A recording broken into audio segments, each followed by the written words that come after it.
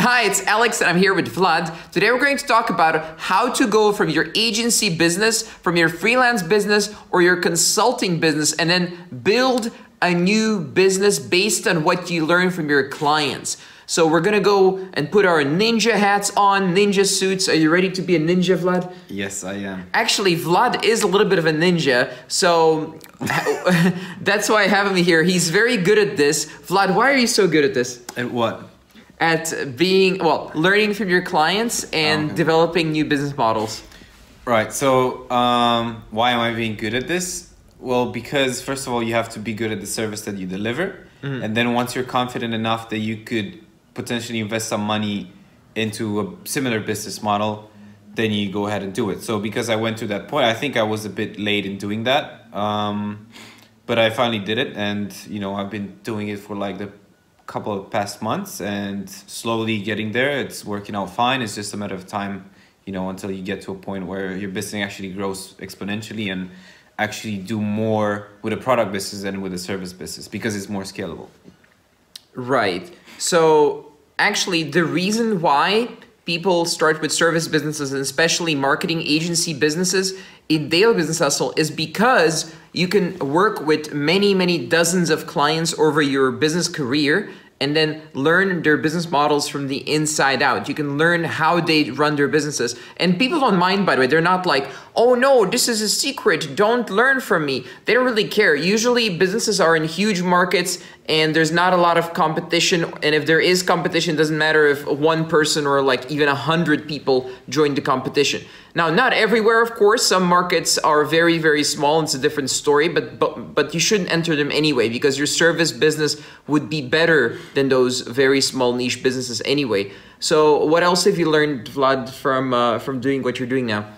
All right, so first thing that I wish I would have done faster is actually once you have a good stream of cash flow coming in from your service business, like as soon as you have something coming in, you have to go ahead and invest right away, because as we've seen in most businesses from the mastermind, what happens is we have a growth and then maybe maintenance, but there's also always going to be some fluctuation because of the market that you're in. So there's always going to be fluctuation. So then what I did is like I went up and then there was like a sort of crash. And then I realized I need to do something about it. And then I decided to go in because of the, I would say, desperation, quote unquote, but it's, you know, like you can't expect everything to be always like increasing because it's just normal. Like we had members where they had fluctuation, I had fluctuation, most people had fluctuations.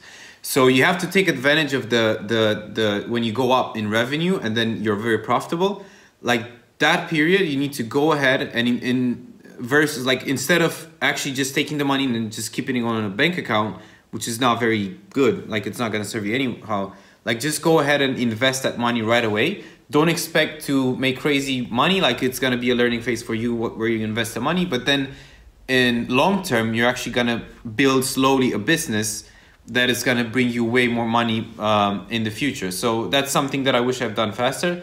As soon as I got, you know, being very profitable, like that was the moment where I had to go ahead and start investing into another business, which was a business that I was successful with my clients. So that's what I'm doing at the moment.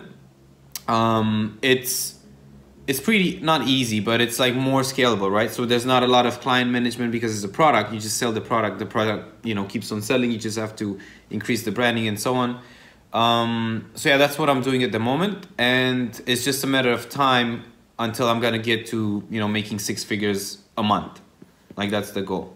Okay. And why are product businesses better than service businesses in some way for people who can risk the money and risk, you know, losing everything basically, and because they have a service business anyway and they have steady cash flow. So, but why is the product business potentially better for these people? So first up, the product business is more scalable, right? And I would say it's more stable in a way versus the service business, because for the service business, in order to be very stable, like you need contracts, you need to have good quality clients, backend, you have to hire the right people, have a project manager. Like there's a lot of, you know, things going on. So as we have Emmanuel in the mastermind, I watched one of his videos and he said, like you don't, in order to get to 1 million in revenue, you don't need to do like not necessarily like an agency, because it's not that scalable, right? Like you can do probably high numbers, but a product, it's easier to get to 1 million in revenue because it's more scalable. So once you have a market that it's big enough, and then you have a product that it's scalable, and you know there's other people that done it, which ideally would be your clients. Like if you help your clients do 1 million in revenue or more, and there's this scalable business model, then if you're doing the delivery, then it's be very wise for you to go ahead and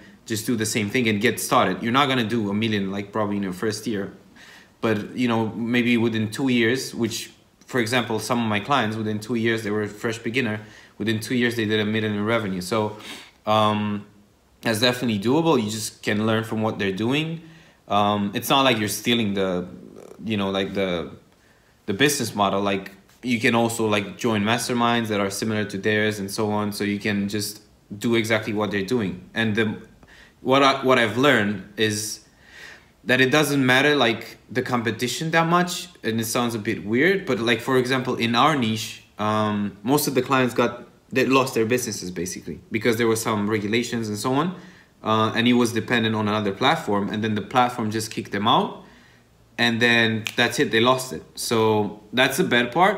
But what I've learned from that is that no one else benefited once they were gone because the market was so big. Like the same people in the same niche, nothing really changed. So I had multiple clients that were doing the same thing. Half of them were gone. Those other clients were not like doing better.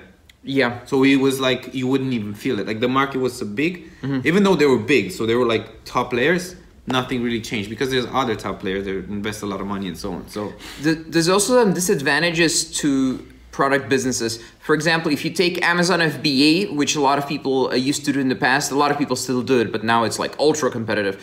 So in Amazon FBA, what used to happen a lot, or still probably happens, is someone discovers a new little niche somewhere and people would notice, and eventually someone big would notice. And the moment someone big would notice, he would tell his friends, and all these huge guys making millions of dollars would enter this relatively small niche and just crush the little guys making 40, 70K in there per month. So, and they would pump marketing money, like underprice, undercut, do anything and everything possible to take those guys out and then take over that small market, and you just dominate it forever, basically.